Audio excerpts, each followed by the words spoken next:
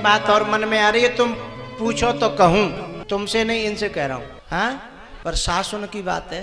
हाँ, बुरा मत मानियो। आओ, क्या मानोगी? सास बन गई है इतनी, बुरा तो नहीं मानोगी?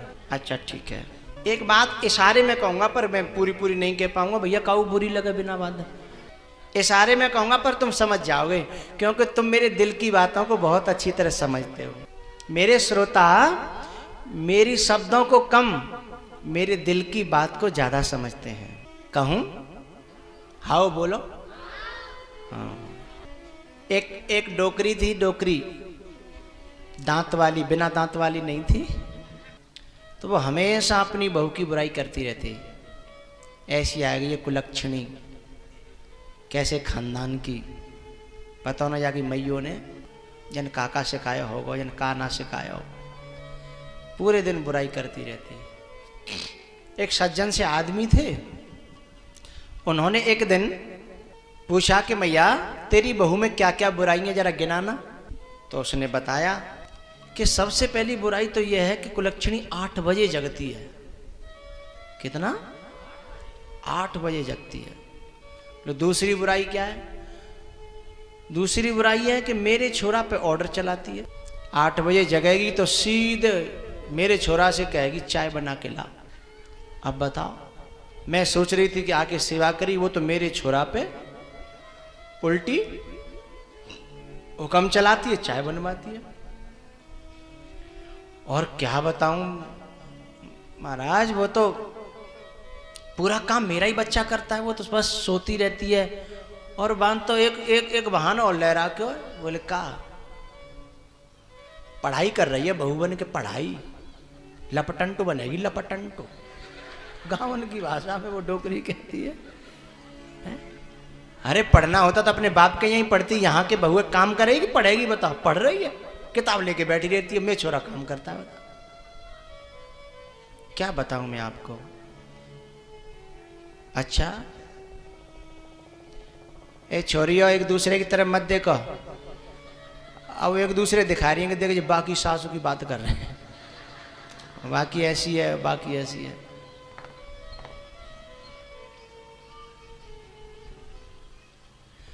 वो आदमी बड़ा समझदार था, आदमी बड़ा समझदार। उसने उस मैया से एक बात पूछी, मैया तेरी छोरी तो खैर, वो तेरी बहू तो खैर ऐसी ही ठीक कह रही है तू, पर यूं बता तेरी लड़की भी है क्या? बोले हाँ, एक बड़ी बेटी भी थी मेरी, मैंने शादी कर दी। अच्छा ये बता तो वो सुख में है कि नहीं है? हाँ। बोले बाकी तरफ से तो चोला चैन में है, वो तो बड़े सुख में पहुंची है, बड़ी अच्छी जगह, बड़ा अच्छा परिवार मिले, पर मेरे घर में कुलक्षणी आ गई है। अच्छा बोले तेरी छोरी को काका सुख है तो बता।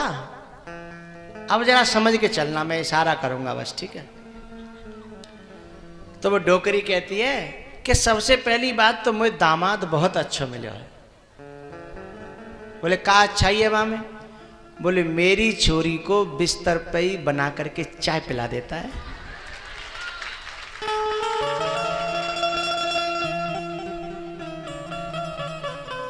समझ रही हो ना? हमने इशारे में कुछ बातें कह दी। अच्छा, बोले इतना अच्छा दामाद है? बोले हाँ। बोले और क्या सुख है तेरी बेटी को? बोले हम पे तो व्यवस्था नहीं है पाई बाकी पढ़ाई की, लेकिन मेरे दामाद ने कह दिया कि जितनी पढ़ेगी उतनी पढ़ाऊंगा, खूब आराम से पढ़। इतना अच्छा मुझे दामाद मिला है। और पता है इतनी खुश हूं मैं अपने दामाद से, इतनी खुश हूं कि मेरी छोरी तो कुछ काम ही नहीं करन दे, सब काम अपने आप कर लेते, झाड़ा बुहारी तक कर देता है, यहाँ तक कि आटा स्वयं लगा देता है, छोरी तो बस 2 रोटी डाल देता है। इतना अच्छा है। और सबसे अच्छी बात बताऊं बाबा, सबसे अच्छी बात यह है कि दामाद इतना अच्छा है कि मेरी छोरी कहे वही काम होगा। जिस दिन से मेरी छोरी का विवाह हुआ है तब से वो माँ की तो मानती ना ने, माँ की तो मानता ही नहीं है, बस मेरी छोरी की मानता है। तो ताते छोरी की तरफ से और दामाद की तरफ से तो आत्मा सुखी है, पर मेरी बहू कुलच्छणी आ गई है। बात समझ में आ गई? आप तो क्या समझदार हो ही। बहू जिन कामों को कर रही है वो तो कुलक्षणी है, और तेरी छोरी उन्हीं कामों को कर रही है तो बड़ी सुलक्षणी है। तेरी छोरी को जो सुख वहां मिल रहे हैं और बहू को वो सुख देना नहीं चाह रही है तू, यही तो परायापन है, यही तो भेदभाव है, हैं? इतना ही कहना था मुझे। तुम्हें मार देंगे तुम्हारे करम, तुम्हें मार कर क्यों बिगाड़े धर्म, तुम्हें मार देंगे तुम्हारे करम, तुम्हें मार देंगे तुम्हारे करम।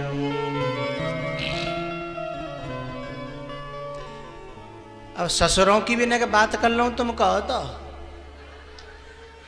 बड़े टोपी हिला रहे बहुत देते।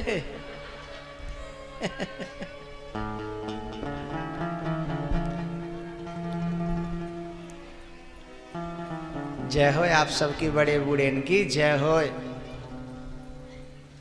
भगवान करे तुम्हारा घर छूट जाए।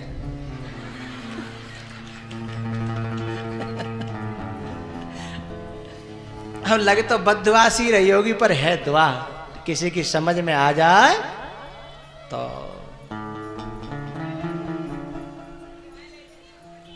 है बड़ा मुश्किल, बड़ा मुश्किल है। होए न विषय विराग भवन बसतवा चौथपन, हृदय बहुत दुखला जन्म गयो हरि भगति बिनु।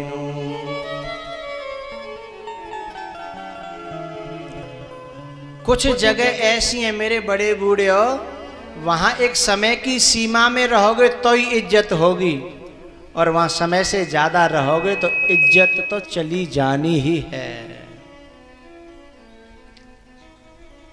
कहो रिश्तेदारी में जाओ, कम समय रहोगे तो इज्जत रहेगी,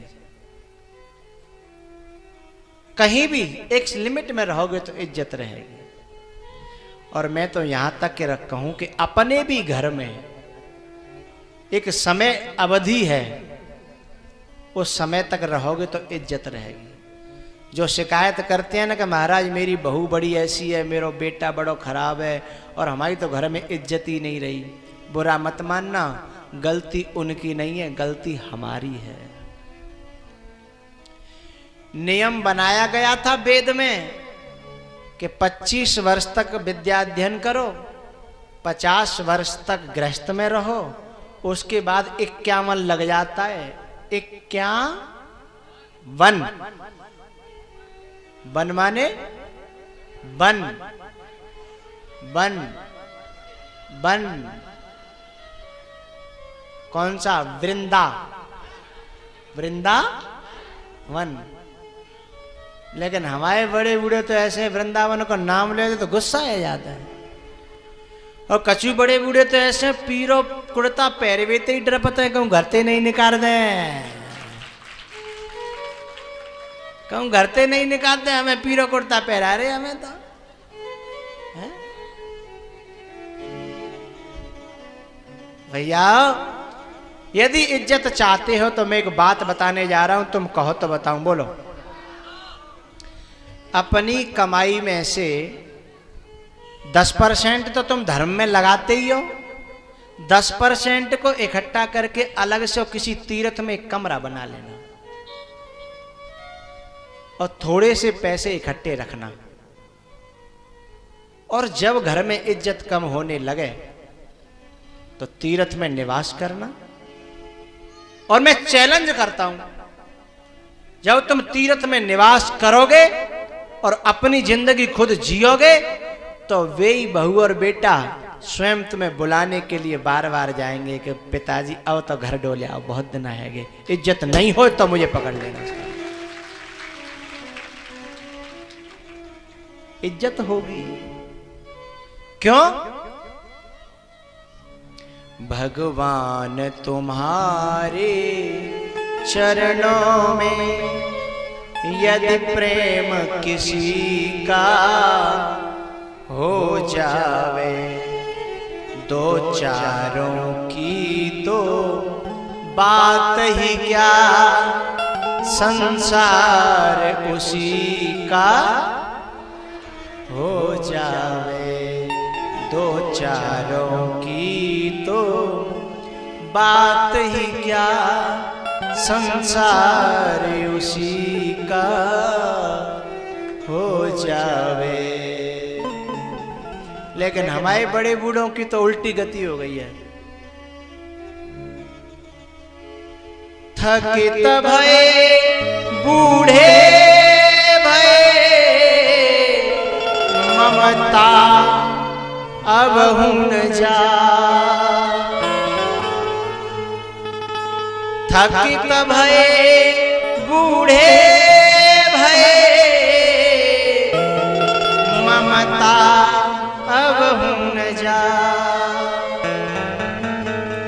श्वान सरिस द्वारे पड़ी, भोजन को ललचा,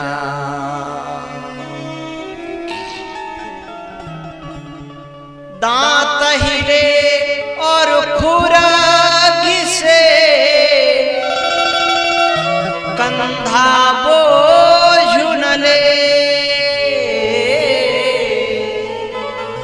ऐसे बूढ़े